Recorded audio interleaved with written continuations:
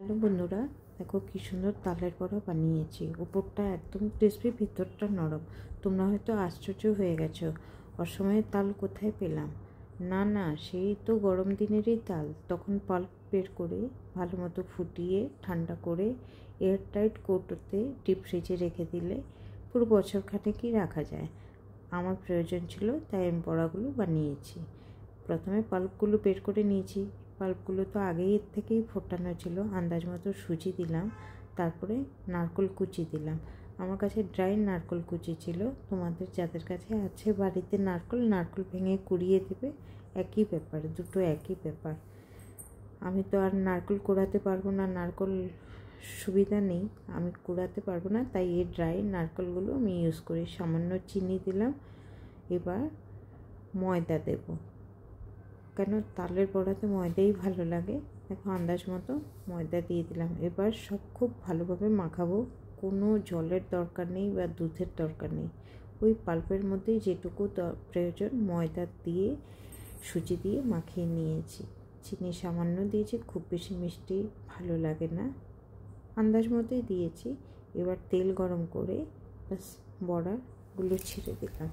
Medium ফ্লেমে এপিট ওপিট করে ভাজতে হবে। তালের বড়া তো বানানো সহজ, কিন্তু তাল ছাড়িয়ে তার পাল্প বের করা ভীষণ কষ্ট। তো তালের বড়াগুলো এমনি করে একটু একটু গ্যাপ রেখে একটু একটু পরে দিই, যাতে না সাটে।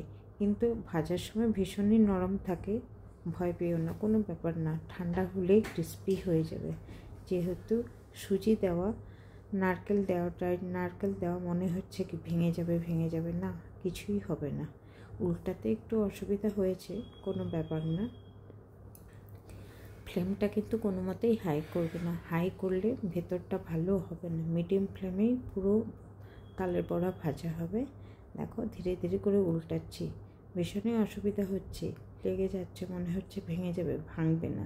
যে ঠান্ডা হয়ে যাবে, উপরটা সুন্দর ক্রিস্পি হয়ে যাবে, তখন আর ভয় পাবো না। এখন একটু উল্টাবার সময় কষ্ট। চালের গুঁড়ো কেন দিই না, চালের গুঁড়োতে ভীষণ অম্বল হয়।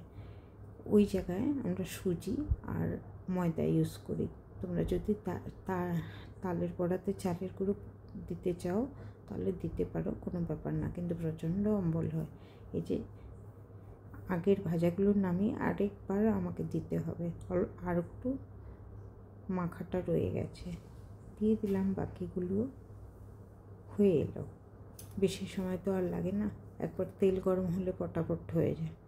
আমার রেসিপিটা কেমন লাগলো নিশ্চয়ই জানাবে। ভালো লাগলে লাইক, কমেন্ট, শেয়ার করো।